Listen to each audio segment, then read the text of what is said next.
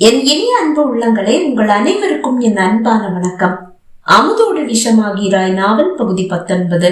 வாங்க தொடர்ந்து கதையை கேட்கலாம். சின்ன தாத்தா வந்து அமர்ந்து 5 நிமிடங்கள் ஆகிவிட்டது. தலையை தொங்க போட்டபடி அமர்ந்திருக்கிறாரே தவிர எதுவும் பேசவில்லை. என்னடா, இப்பவும் சொத்துல பங்கு கேட்கதான் வந்திருக்கியா? தாத்தா கேட்டார்.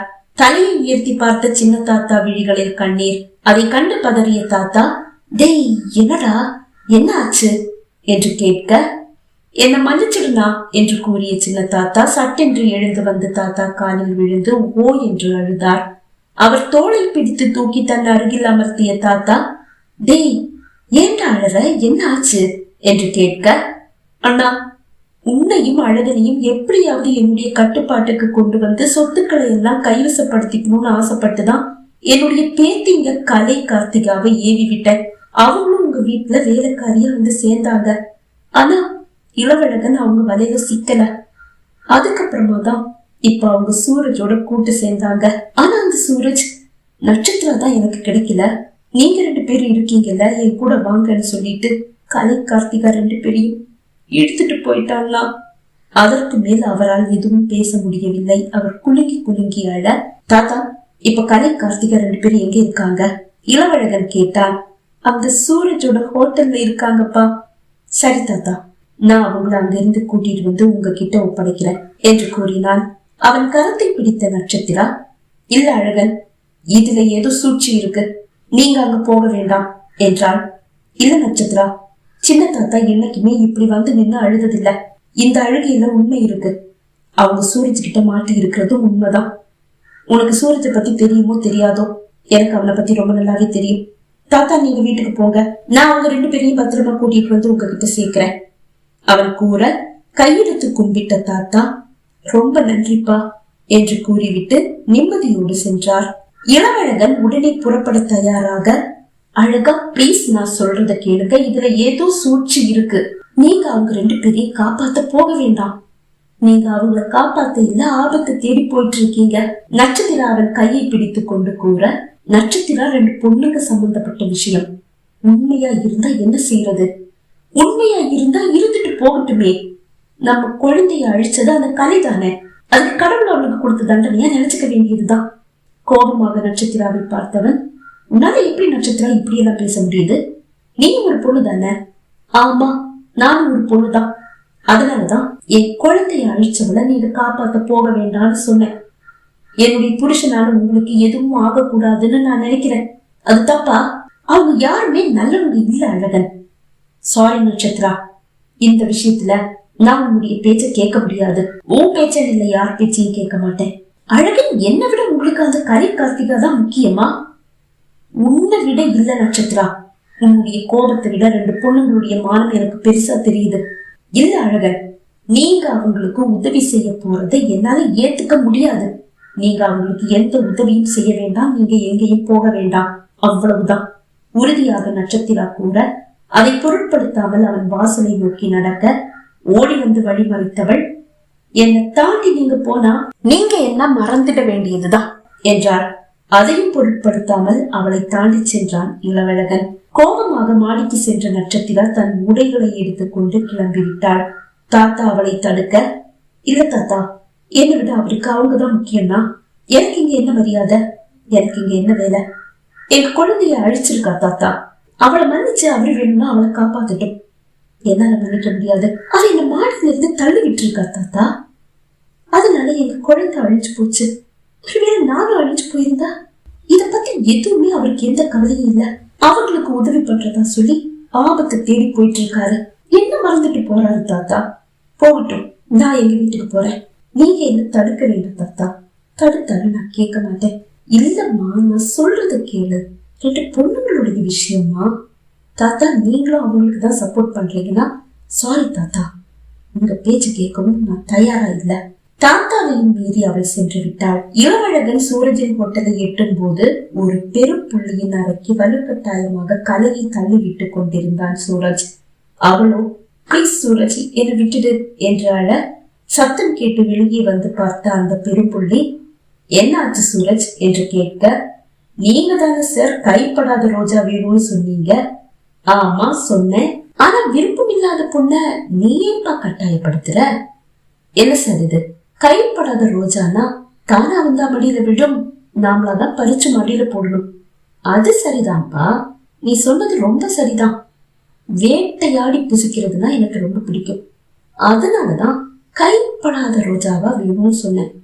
நீ இவளை கட்டாயப்படுத்த வேண்டாம், இவளை நான் பாத்துக்கிறேன்னு சொன்னேன் என்று கூறிய அந்த பெரும்புள்ளி கலையின் கையை பிடித்து இழுத்து அறைக்குள் தள்ளி கதவை தாழிட முயல அவள் மூக்கில் வந்து விழுந்தது அந்த உதை. அப்படியே பின்னால் சாய்ந்தவரை தூக்கி போட்டு இளவழகன் பந்தாட தப்பித்தோம் பிடித்தோம் என்று ஓடிய சூரஜ் தன் அடியாட்களை ஏவினான். அனைவருக்கும் மரணாடி குற்றுயிர் குலை உயிராக கிடந்தவர்களை மிதித்துக் கொண்டு கலையின் கையை பிடித்துக் கொண்டு அந்த அறையை விட்டு வெளியே வந்தவன் கார்த்திகாவையும் அங்கு அடைப்பட்டு கிடந்த சில பெண்களையும் காப்பாற்றி அழைத்து வந்து பத்திரமாக அவர்கள் பெற்றோரிடம் ஒப்படைத்தான். போட்ட சண்டையில் இளவழகனின் உடலில் ஆங்காங்கே சிறு சிறு காயங்கள் ஏற்பட்டிருக்க அதை வருடி விட்ட சின்ன தாத்தா, நீ உதவி செய்வேன்னு சத்தியமான கனவுல கூட நினைக்கலப்பா. ஆனாலும் கடைசி வழி நீதான், கேட்டு பார்க்கலான்னு வந்தேன், உதவி பண்ணிட்ட. கையெடுத்து அவர் கும்பிட, அடுத்தவங்களுக்கு கெடுதல் செய்ய நினைக்கும் போது அது நம்ம தேடி வந்தா எப்படி இருக்கும்னு கூட நீங்க யோசிக்கணும் தாத்தா என்று கூறியவன் கலையை பார்த்தான். இனியாவது திரும்பி நல்லவங்களா வாழ பாருங்க என்று கூறிவிட்டு கிளம்பி விட்டான். வீட்டை அடைந்தவன் நட்சத்திரா அவளது வீட்டிற்கு சென்று விட்டாள் என்று தாத்தா கூறி அறிந்து கோபத்தில் ஜொலித்தான். நீ போய் அவளை கூட்டிட்டு வந்துடுப்பா தாத்தா கூற, அவளாதானே போனா, அவளா வரட்டும், வர மனம் இல்லைன்னா வரவே வேண்டாம், அங்கேயே இருக்கட்டும் கடுமையாக கூறியவனின் தோளில் கை வைத்த தாத்தா, நீ அவளிடத்திலிருந்து யோசிச்சு பார்த்துட்டு பேசுப்பா என்றார். 2 பொண்ணுங்களுடைய மானத்தை விட அவ கோபம் பெருசா தாத்தா?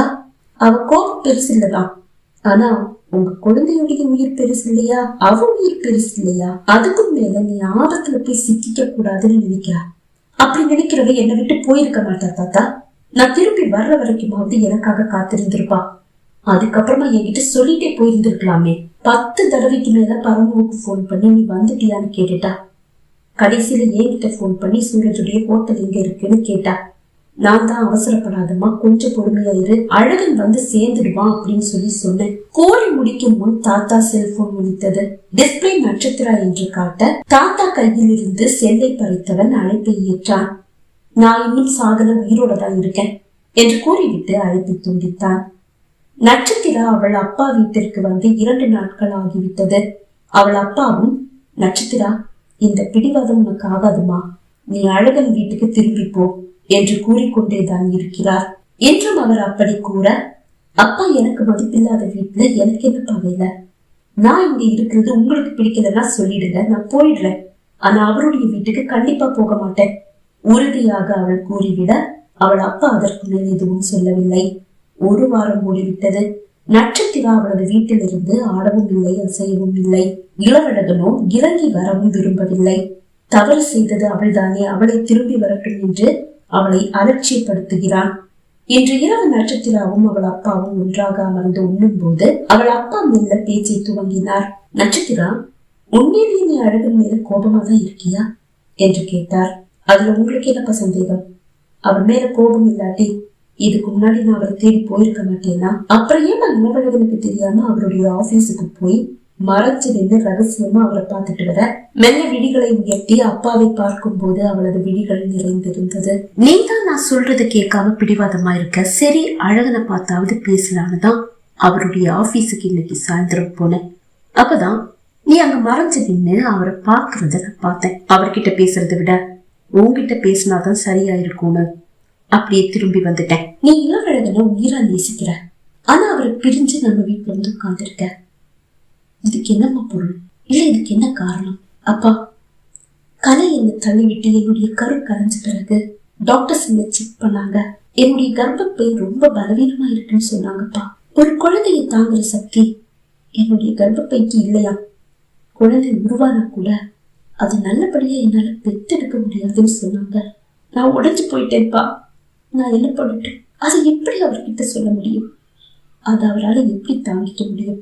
அதனால அவர்கிட்ட எதுவும் சொல்ல வேண்டாம்னு டாக்டர்ஸ் கிட்ட சொல்லிட்டேன். அவரை விட்டு பிரிஞ்சு வர எனக்கு விருப்பம் இருக்கிறதா, ஆனா அவர் கூட வாழறதால எந்த அர்த்தமும் இல்லையேப்பா. அவருக்கு ஒரு குழந்தையை பெற்று கொடுக்க என்னால முடியாதுப்பா. அவரு வாழையடி வாழையா வாழணும். ஆனா நான் கூட இருந்தா அது எப்படி நடக்கும்? அவருடைய வம்சம் வளரணும்பா. அதுக்கு நான் ஒரு தடையை இருக்க விரும்பல. அதுக்காக உடனே அவரை விட்டுட்டு வரணும்னு நான் விரும்பல.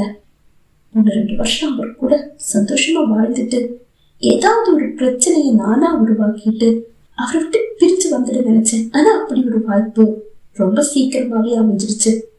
இதை விட நல்ல ஒரு வாய்ப்பு கண்டிப்பா எனக்கு அமைய போவதில்லை.